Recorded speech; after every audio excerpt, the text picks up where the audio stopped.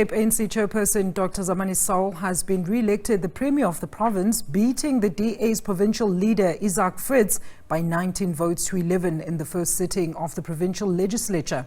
Although the ANC failed to win an outright majority in the elections, taking 15 of the 30 seats in the legislature, the Freedom Front Plus and Patriotic Alliance, which have combined 4 seats, supported Saul's candidacy.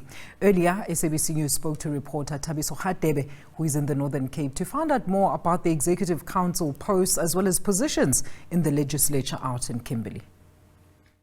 This is where obviously the big meeting will be held on Tuesday.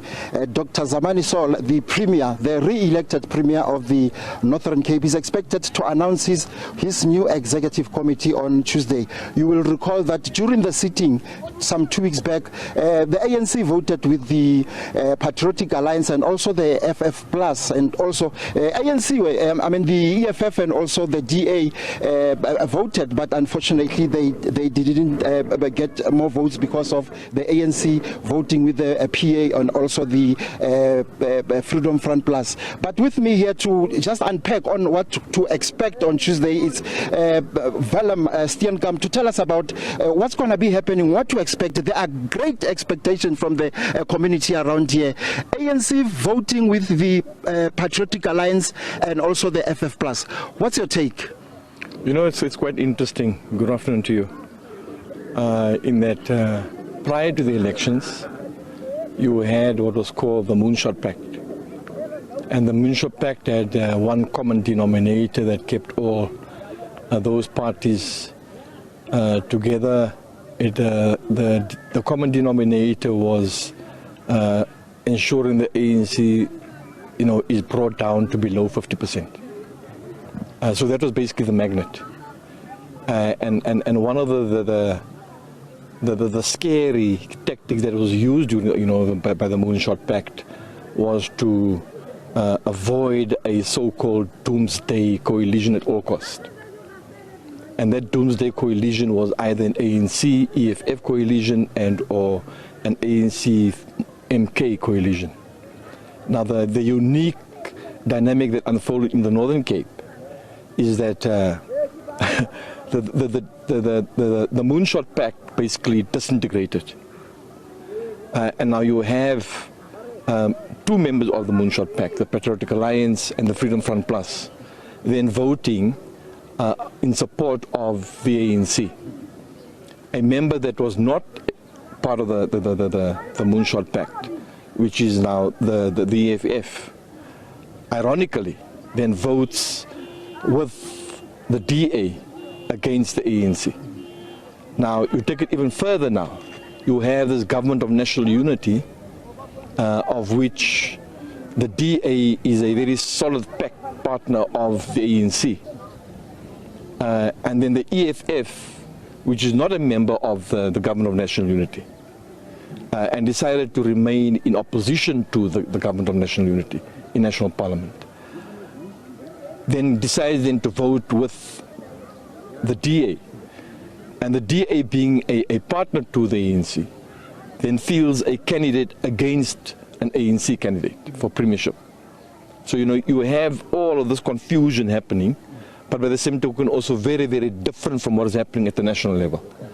So if you have to ask the question, what then informs the Freedom Front Plus and the Patriotic Alliance to then break ranks with the DA, to then go into coalition with, you can call it a coalition, or into support with the ANC in the Northern Cape?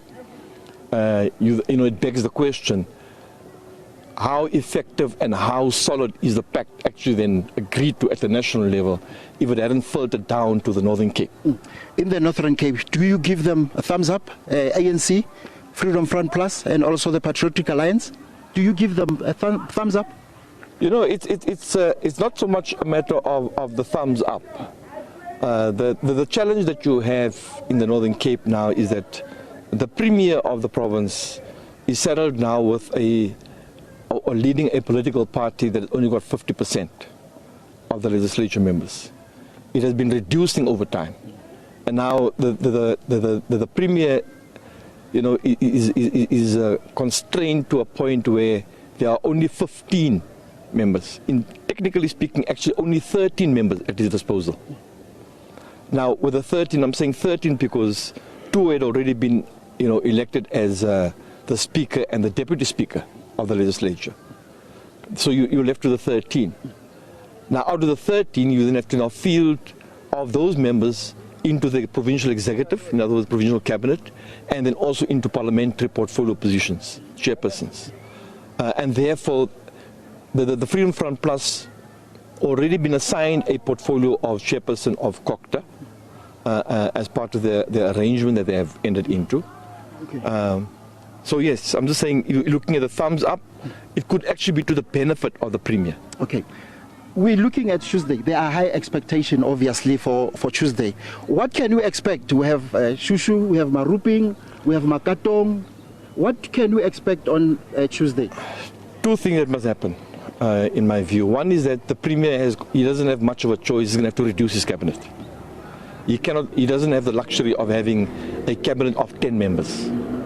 So he's going to have to reduce it to 5 or 6, so that he actually has, he's got more people to then work with in the legislature. One of the fundamental weaknesses of the past administration is the lack of oversight from the legislature. So what can be expected? Well, he's got a few.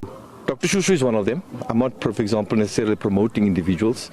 But also he's settled now with the predicament of having to field a cabinet comprised of both women, number 1, number 2, but also ensure that the geographic spread throughout the province. On the other hand, again, he's sitting with the other predicament, and this is where I would sympathize with him, in that some of the MSCs that he had previously, who are back, those MPLs are back in the legislature now, they haven't actually proven themselves to have performed outstandingly, so where he could actually say, you know what, job well done, so therefore, you'll afford them another opportunity.